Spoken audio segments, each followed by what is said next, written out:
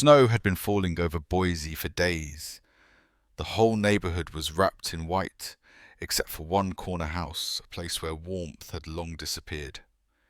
Sandra Parker yanked open the back door, her voice slicing through the icy air.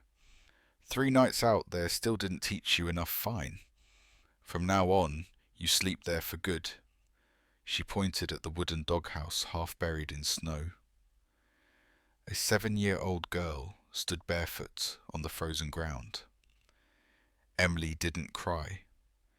She just nodded, gathered her thin blanket and walked toward the doghouse, where she'd already spent 3 nights shivering alone. Her breath came out in tiny clouds. Her lips cracked, her small hands trembling. From across the street, a black SUV slowed down. Behind the wheel sat Ethan Walker, 35, a millionaire developer surveying this old district for a new community project. When his eyes caught that little figure crawling into a doghouse in broad daylight, something inside him stopped. He stepped out, cold air cutting his face. The sound of the car door closing echoed across the empty street. He walked closer until his shadow fell over the tiny roof of snow. "Hey, are you alone out here?" he whispered. Emily lifted her head slightly. Her voice was barely a breath. "Mom said I'm not allowed inside." Ethan froze. The words pierced through the winter silence like glass breaking. Before we go any further, take a breath with me. Tell me in the comments, where are you watching from tonight?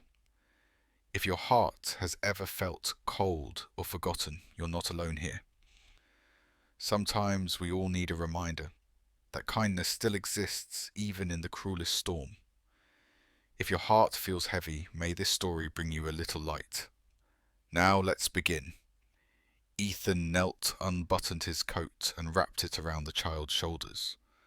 "Not today," he said softly. "Not anymore." The warmth of the fabric startled her. For the first time in days, she looked up, eyes pale blue, unfocused like frost on glass. He offered his hand. "Come on, let's get you warm." She hesitated, then reached out slowly, her fingers cold and stiff.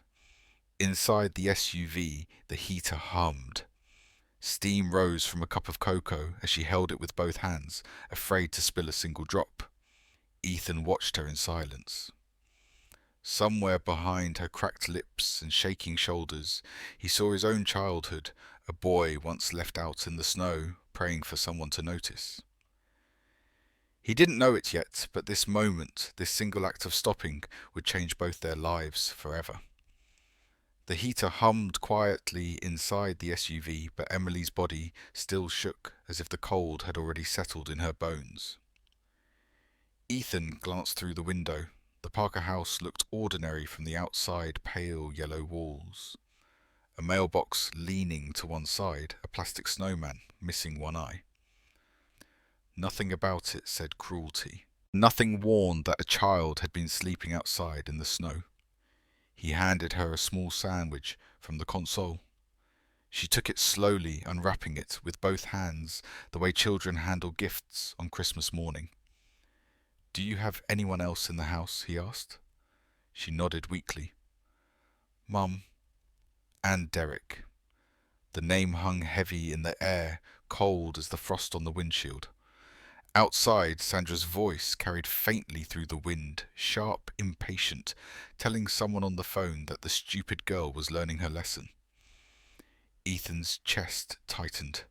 He looked back at Emily, who was staring at the sandwich like it was the first real meal in days.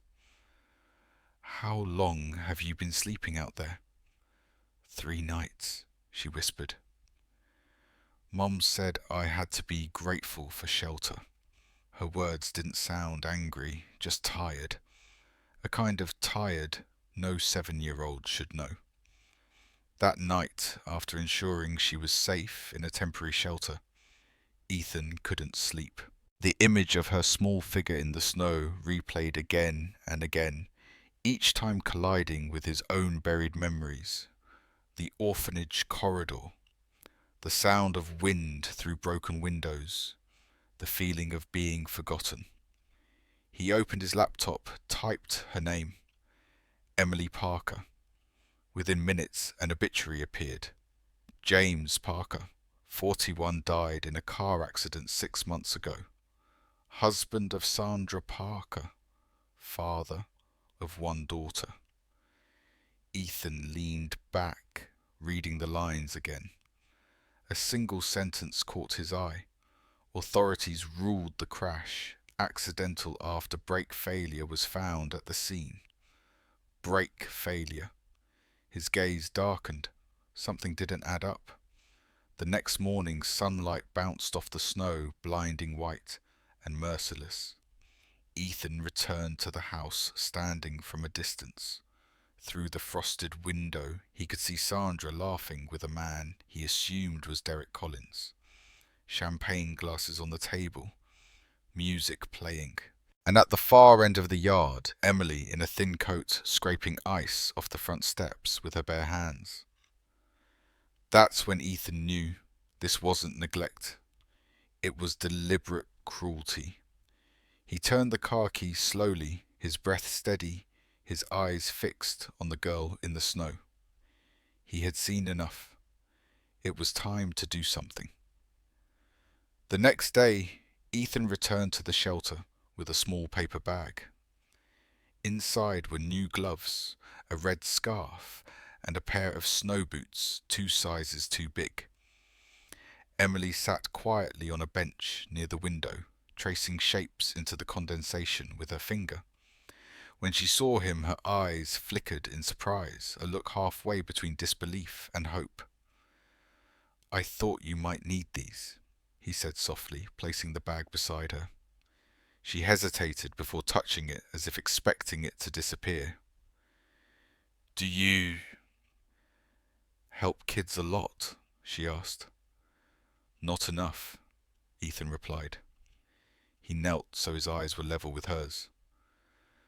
"But I should have started sooner." She looked down at the boots. "They look warm." "They are," he smiled. "Try them on. You deserve warm feet." Outside, the wind howled through the parking lot. Snowflakes gathered on the glass, melting as they touched. Ethan stared at them for a long moment, lost in memory. He remembered a different winter, a younger version of himself, 11 years old, locked out of a foster home because he'd broken a cup. He'd slept on the back steps that night, telling himself the cold couldn't last forever. He was wrong. The cold had followed him for years, through college, through success, through millions earned and nothing felt. Until now. Until this child in the snow. Emily's voice broke his thoughts. "Will I have to go back there?" He looked at her for a long time, then shook his head. "Not while I'm around." She blinked, unsure if she'd heard him right. Ethan smiled gently. "From now on, no child sleeps in the cold again." That night, as he drove away from the shelter, Ethan caught his reflection in the rearview mirror. For the first time in years, he didn't look tired, just determined. He whispered to himself, almost like a vow, "I couldn't save the boy I was. But maybe I can save the girl she is." The next morning, the Parker house looked deceptively peaceful. Sunlight reflected off the snow, and from a distance it could have been any family home. But inside, the air was thick with anger and smoke. Sandra Parker slammed a stack of bills on the counter. "Do you see this, Derek? We're broke. James left us nothing." Derek Collins, a man with a charming smile that never reached his eyes, leaned back in his chair. "He didn't leave us nothing, sweetheart. He left insurance. And a kid that keeps ruining everything." Sandra lit a cigarette, hands trembling with rage. "She's the reason we can't sell this house. Social workers keep asking questions." "Then make her stop existing," Derek said coldly. He wasn't joking. And that was the worst part. Out in the yard, Emily was scrubbing the porch steps with a metal brush. Her small hands were red and raw. From the window, Sandra shouted, "Don't you dare come inside until it's spotless." Each word hit like ice. The girl nodded silently, her breath fogging in the air. When Derek walked past the window, he sneered. "Kid still thinks her daddy's coming back." Sandra smirked. "She'll learn." That afternoon, Ethan returned to check on Emily, but as he parked across the street, he froze. Sandra was grabbing Emily by the wrist, dragging her toward the shed. "You think people care about you," she spat. "Go ahead, tell that rich man your sob story. See if he keeps you when he's bored." Emily whimpered, clutching the little silver necklace around her neck. "Don't take this," she begged. Sandra snatched it away anyway. "It's mine now." Ethan's knuckles turned white on the steering wheel. He forced himself not to rush in, not yet. He needed proof. Anger alone wouldn't save the girl. That night, Sandra met Derek in the living room. The lights were low. The fireplace crackled. "We can't keep her here," Derek said. "She's talking to that man." "The developer. You know what happens if someone digs too deep." Sandra stared into the fire, the glow painting her face a cruel orange. "So what do you suggest?" "Accidents happen," Derek replied almost casually. He sipped his drink. "They always do in this family." She didn't answer, but the silence was worse than words. Across the street, Ethan sat in his SUV camera on microphone recording. Every minute he watched felt heavier than the last. Through the lens, he saw the child's shadow move past the window, small, fragile, and alone. He whispered under his breath, "You're not invisible anymore, Emily. I see you." He hit record again. The snow kept falling. The line between witness and savior was about to blur forever. The video Ethan had recorded that night was still playing on his laptop. He sat alone in his study, the sound of Sandra's voice echoing through the speakers. "You're worthless. You hear me? Worthless." He paused. It halfway rubbed his eyes and leaned back. Anger had a sound he thought, and it was the sound of that woman shouting at a child who didn't fight back. He opened another window on the screen, James Parker's obituary. The same sentence kept burning into his mind, brake failure confirmed. But something about it didn't feel right. He'd seen too many accidents in business, none that neat, none that convenient. The next morning, Ethan drove out of Boise, following the thin trail of grey slush along the roadside, until a rusted sign appeared, Harlan's Auto Repair.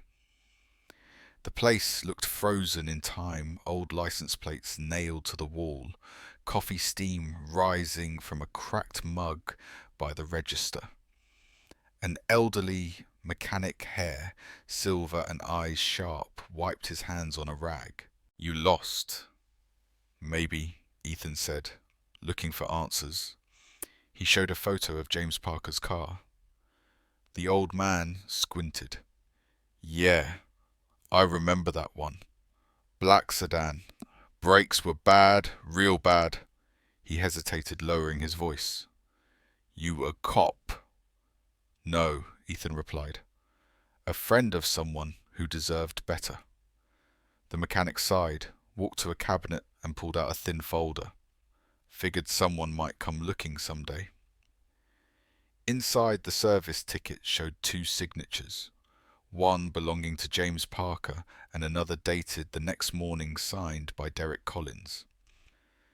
"James told me he was worried," Harlan said. "He said his wife was hiding something. Wanted to get the brakes replaced before driving to the lawyer's office. Next day, he was dead." But here's the kicker. Derek came back right after paid cash, told me to destroy the old parts. I didn't. Still got them in the shed. Ethan's pulse raced. You kept them. The man nodded. Didn't sit right with me. They walked outside.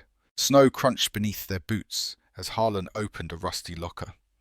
Inside lay a metal brake line sliced clean through. Not rust, not accident. Cut. Ethan knelt to look closer, frost forming on his breath.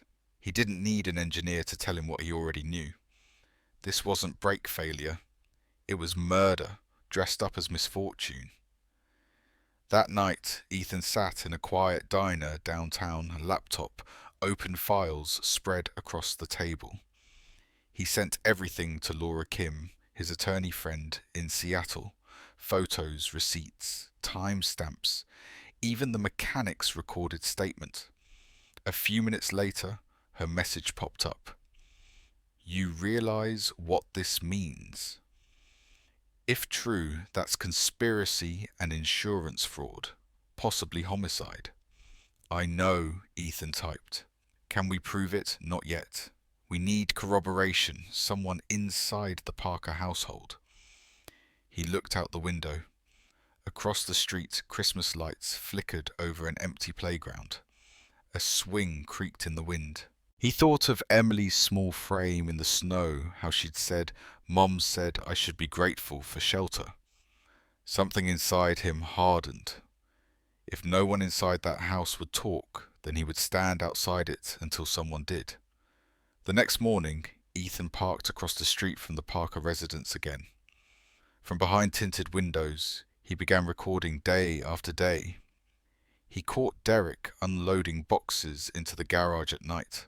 Sandra arguing on the phone about papers to sign, and Emily cleaning the porch in freezing air while her mother smoked by the window. He documented everything, times, dates, movements, each entry another nail in the coffin of their lie. But what he didn't realize yet was that the walls of that house were closing in on him too. Because cruelty never sleeps when it feels cornered.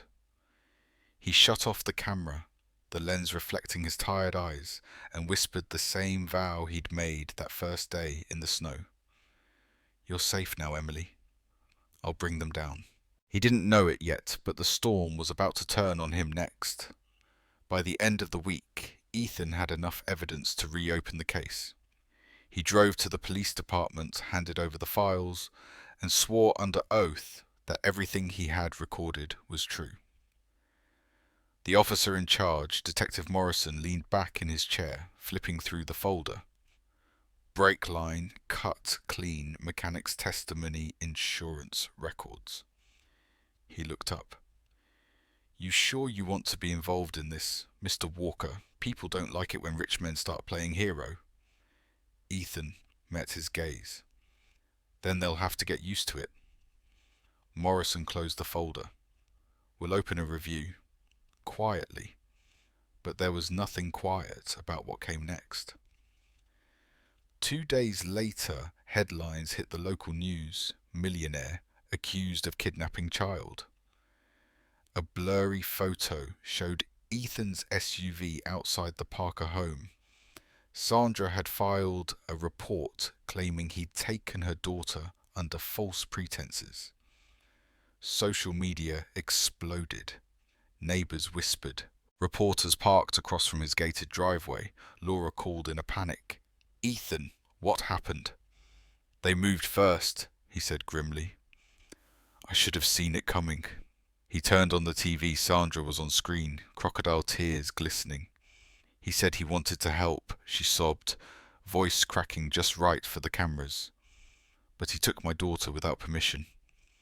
I'm terrified. Derek stood behind her arm, draped protectively across her shoulders, wearing that smirk only liars can hold under pressure. That night, Ethan's phone buzzed. Unknown number.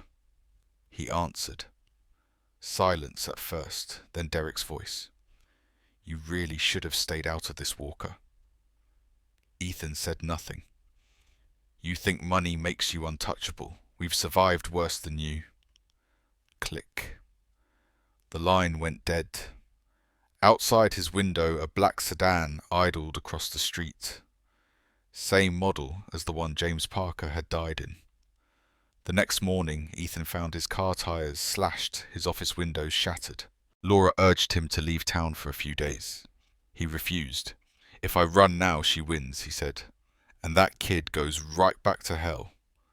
He spent the day on calls with Detective Morrison, who confirmed the story was unraveling fast. "Press is digging into your background," the detective warned. "Stay clean. Don't give them anything." Ethan almost laughed. "Clean is all I've ever been. That's why they can't stand me." Across town, Sandra and Derek celebrated in their kitchen. Wine glasses clinked. "He'll back off," Derek said confidently. "They always do." Sandra smiled faintly. "And if he doesn't," Derek leaned closer. "Then accidents happen. Again." She hesitated just long enough to betray a flicker of fear, because deep down she knew the storm was shifting. That night, Ethan returned once more to the same spot across from their house. No camera, no recording, just his presence. Through the frosted window, he saw Emily staring out into the night.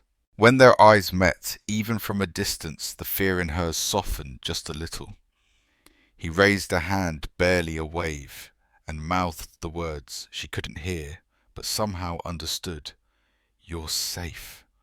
I promise." Then he turned on the engine snowflakes swirling in his headlights and drove straight toward the courthouse. It was time to end this the right way. It was snowing again the morning of the hearing. The courthouse stood against the grey sky like a fortress carved from ice cold, silent, waiting for truth to echo inside its walls. Ethan arrived early, coat buttoned, jaw tight. Reporters lined the steps, microphones flashing like lightning. He said nothing, just walked straight through the doors. Inside, the air smelled of paper and tension. Detective Morrison nodded as Ethan took his seat beside his attorney, Laura Kim. Across the aisle sat Sandra and Derek, hands intertwined, faces rehearsed. Sandra wore black, the colour of guilt, pretending to be grief. The judge entered. "All rise." The room fell into a hush. Laura began. "Your Honour, the defence of the child Emily Parker rests on the evidence that her father's death was not an accident, and that her mother Sandra Parker, along with her accomplice Derek Collins, conspired to conceal the truth." She clicked the remote. The first image appeared on the monitor, a photo of the cut brake line retrieved from Harlan's garage. This part was removed from James Parker's vehicle 2 days before his crash. Laura continued. "The payment signature belongs not to James Parker, but to Derek Collins." Derek shifted uncomfortably in his seat. Next side, the insurance form showing Sandra's name as the sole beneficiary. A collective murmur rippled through the courtroom. Laura pressed on. The investigating officer assigned to the case was Officer Grant Collins, Derek's cousin.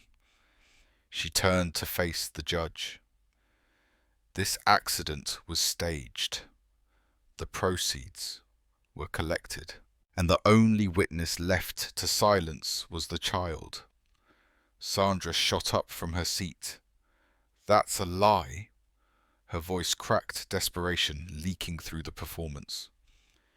"She's making this up. Everyone's against me." The judge's gavel slammed.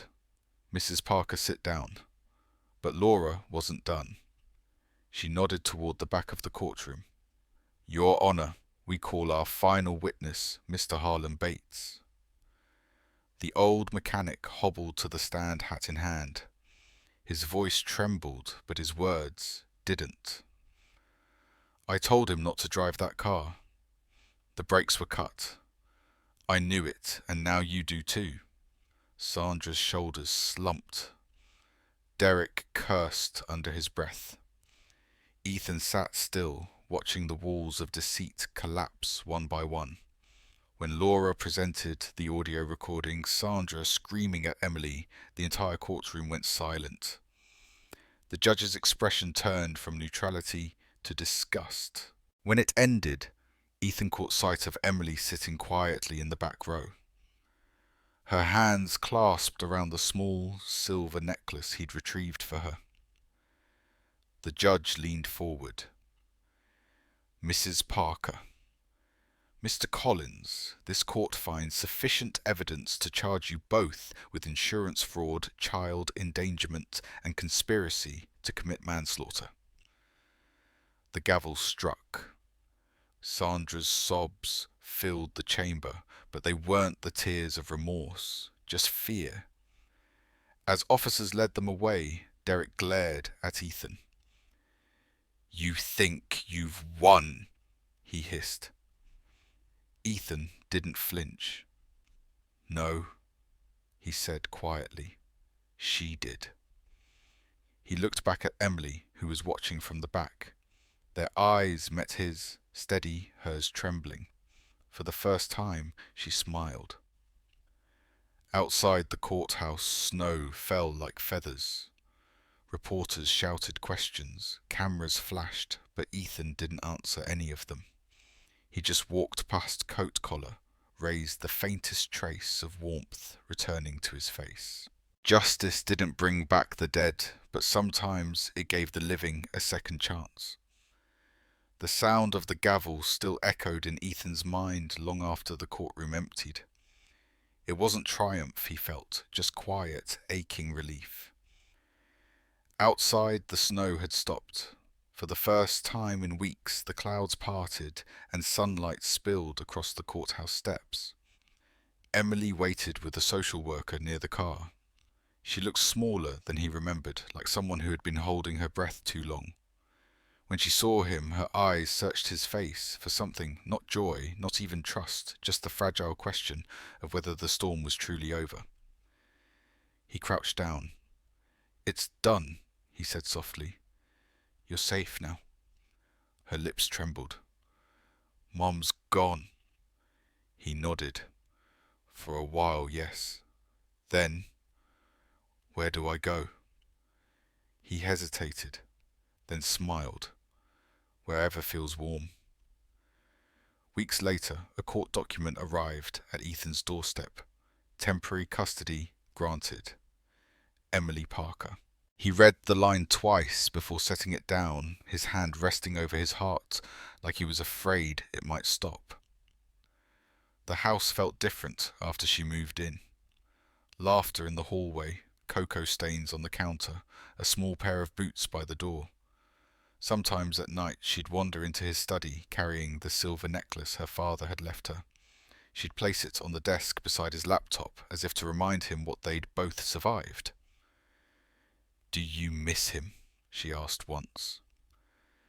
"Every day," Ethan answered. She nodded. "Me too." He smiled gently. "Then maybe we remember him together." On the first morning of spring, Ethan replaced the old porch light with a new one, a small lamp that flickered warm against the soft rain. He called it the beacon. That night, Emily fell asleep on the couch, wrapped in a blanket too big for her, the necklace still in her hand. Ethan turned off the main lights, leaving only the beacon glowing in the corner. He whispered, "This house will always have room for you." Outside, snow melted into rivers. Inside, warmth returned like something long overdue. Boise, Christmas Eve, 2023. Snow drifted down in lazy spirals, soft as ash, quiet as forgiveness.